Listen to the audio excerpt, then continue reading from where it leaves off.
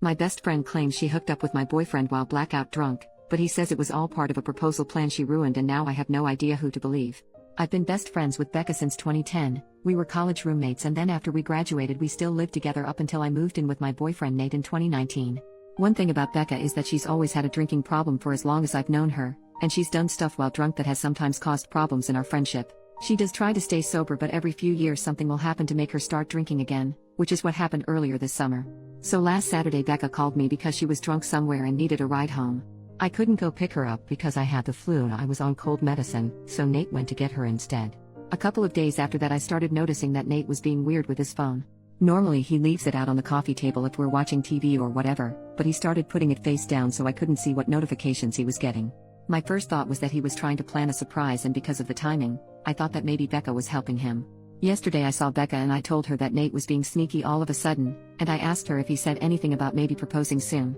She asked me if I looked through his phone and I said no. Becca started crying and told me that she and Nate hooked up in his car the night that he came to pick her up. Her excuse was that she was really drunk and didn't fully know what she was doing. She said she'd been texting him since, telling him that he needed to tell me what happened or else she was going to. I asked Becca to show me the texts but they were all in the app Signal which deletes messages after a day, so all I could see was that she and Nate had a chat thread but nothing that they said. I told her to text Nate in front of me so I could see what he said and she did, but we got no read receipt and so no response at all so it didn't prove anything. I asked Becca if she was sure she wasn't so drunk that she maybe imagined it or thought a dream was real, and she absolutely lost her crap on me and said that she knows that she's horrible when she drinks but that she's not freaking delusional and she doesn't make shit up.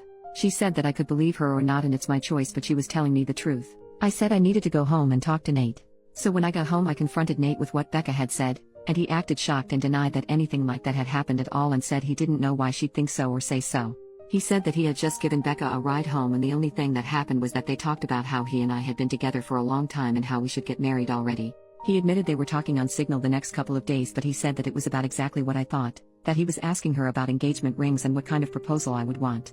Nate replied to Becca's message from before asking her if she made up a story about them hooking up to not ruin the surprise about his proposal, and she texted him back that there was no proposal and to stop playing dumb.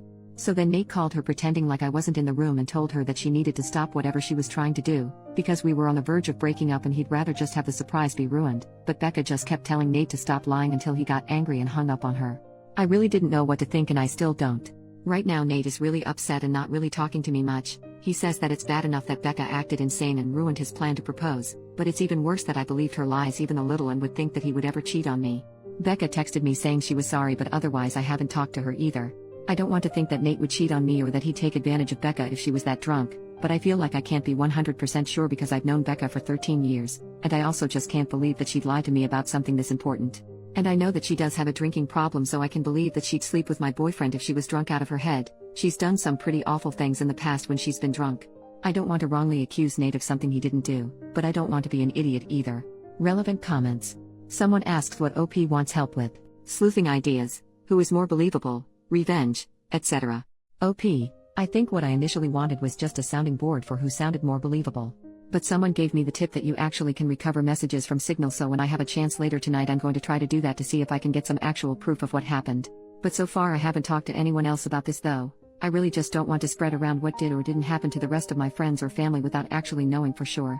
Commenter number 2. What else has Becca done to you while drunk? OP.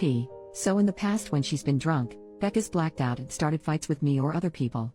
She'll say really out of line insulting things. She's kicked people out of our apartment because she didn't remember inviting them in. She's accused me of stealing clothes from her because I was wearing an outfit that looked like something that she also owned, that kind of thing. She's never hooked up with anyone that I was dating, but she's definitely hooked up with guys that she knew I was interested in. Commenter number 3. Who has the greater motivation to lie here, Nate or Becca? OP. Becca did have a big problem with Nate when we first got together, and she was really upset when I moved out of our apartment to move in with him. I could see her still being angry about it or still not liking him but just not saying anything. From what Nate said, they weren't making the plans on Saturday, but Becca brought up that it's been 7 years and asked why we're not married yet, and then the day after he asked her about rings. Commenter number 4. What is her reason for not liking him? OP. So at the time she was in one of her longest stretches of being sober and she said that I was abandoning her for some guy when she needed my support the most. And then when I moved out, she tried to make it out like she wouldn't be able to stay sober without me living with her, and Nate basically had to step in and point out that she couldn't stay sober anyway, so to stop guilting me. Commenter then said, it's possible she blames you for her current drinking, and Nate saying he wants to propose triggered her anger for some reason. OP. Everything you say here makes sense to me. Becca has said stuff like this in the past, not specifically about Nate, but sometimes when she starts drinking again she acts like it's unfair that I'm not getting dragged down with her or doing more to help her, and I think on some level she might still think it's his fault that I moved out and don't keep as close an eye on her as I did back when we lived together. I don't know if she'd really go as far as to lie about something like this just for that reason. I really hope she wouldn't, but I could completely believe that she feels like this. Update 2 days later. So on Thursday night, after I got everyone's advice, I told Nate that I had found out a way to recover deleted messages from Signal. He immediately took out his phone and opened the app and asked me to show him how to do it, so I already thought that must mean he was telling me the truth because he didn't panic or hesitate at all, right? Which was good because when I tried to download Signal on my old phone it turned out that it's too old to support the current version of the app, so it wouldn't work.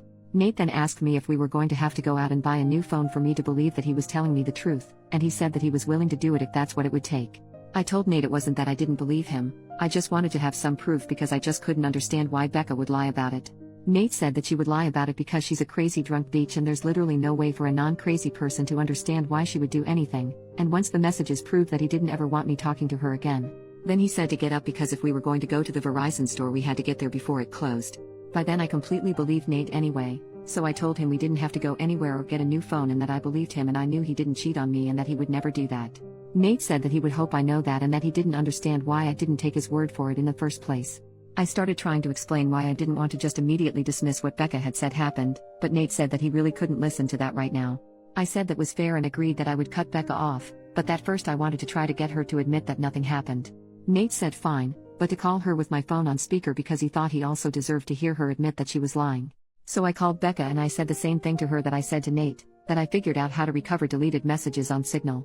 She asked me why I would need to do that, so that was when I knew for sure that she was definitely making it up and not just confused somehow. I said it was because I wanted to have proof of what she and Nate talked about.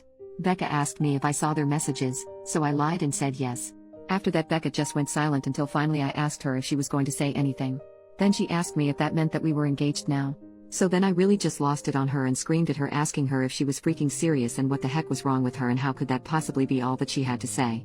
Becca started screaming back telling me to freaking calm down and about how obviously I never believed her anyway because it's not like we broke up over it. I was crying by that point and because of that I couldn't really say anything else, so then Nate told Becca to go screw herself and to never ever contact either one of us ever again and hung up on her. A minute later Becca sent me a completely unhinged text that I'm quoting here verbatim, apart from changed names. Courtney. You are supposed to be my friend for life. You are supposed to be there for me. You are supposed to be my person. But then you meet Nate and now you only care about Nate.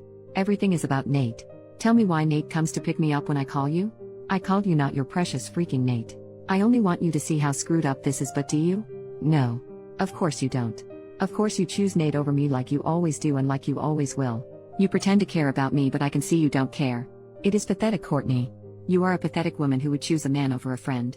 But since you can't say it yourself I will. Since you have to have your sweet perfect little baby Nate do it for you I will. Goodbye, Courtney. Is that what you want? Goodbye forever. I hope you freaking got what you freaking want. There were the 3 dots after that showing she was still typing more, but I blocked her before she sent it.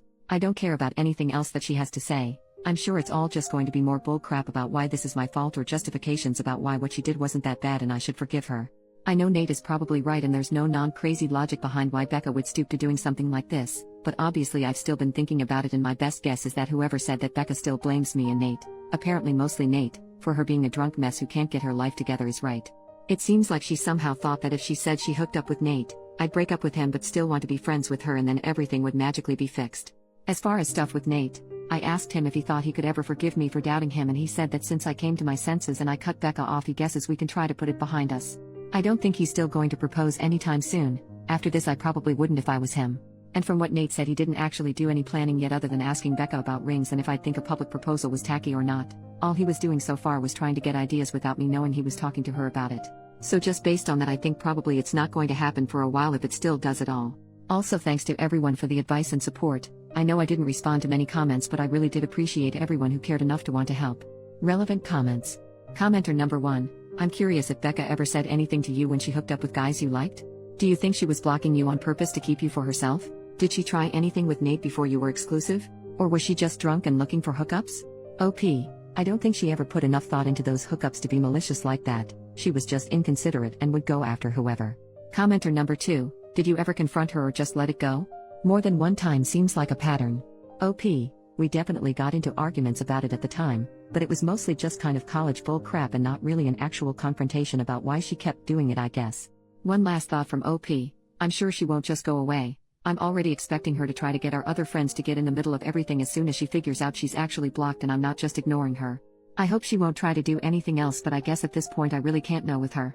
I'm hoping things are okay with Nate. I think in a while they will be. New update 11.5 months later. I haven't logged into this account for about a year, but I got a few messages asking for an update, so here it is. It turned out that whatever was going on with Becca that caused her to make false accusations about Nate was the beginning of some kind of a psychotic break. After I blocked her, she made a whole bunch of fake accounts and started sending me completely unhinged crap about how I ruined her life and threatening to get revenge on me and Nate. This went on for literally months, with her sending me dozens of messages a day. I found out from other friends that she was making multiple posts on Facebook every day that were semi-coherent rants about how much she hated me and how I was evil and ruined her life intentionally. I tried to talk to the police 2 different times to get a restraining order because I was afraid that Becca was going to show up at our apartment and attack me or Nate. I literally even got a front door camera because I was so scared that she was going to hurt us. The police said that because Becca wasn't threatening actual violence, she was just a nuisance and they couldn't do anything. They acted like I was an idiot because it isn't illegal to talk crap on Facebook, and they basically told me to just keep blocking her whenever she made a new account and eventually she'd get bored and move on. Then finally there was an incident where someone broke the windshield of Nate's car while he was parked at his work. I guess it could have just been a random act of vandalism because his wasn't the only car that got windows broken, but at the time I was 100% sure it was Becca, so I went to the police again. Eventually an officer went to talk to Becca, and she said she didn't touch Nate's car, and again I have no proof that she did. But after the police talked to her, Becca got put into a psych ward for a week because apparently her apartment was filthy and she was drunk out of her mind 24/7 and a danger to herself. I have not heard anything from Becca after she left the psych ward. I don't know if she was diagnosed with something or if she's medicated now or what. I found out that she moved in with her dad, who thank God lives in a different state. I look at her social media every so often to make sure she's not posting about me again and that she's nowhere around me. I haven't mentioned Nate much in this update, and that's because we're no longer together. He broke up with me after the windshield incident because he couldn't handle being constantly harassed by Becca, and to be honest I don't think he ever forgave me for not taking his side immediately when everything started.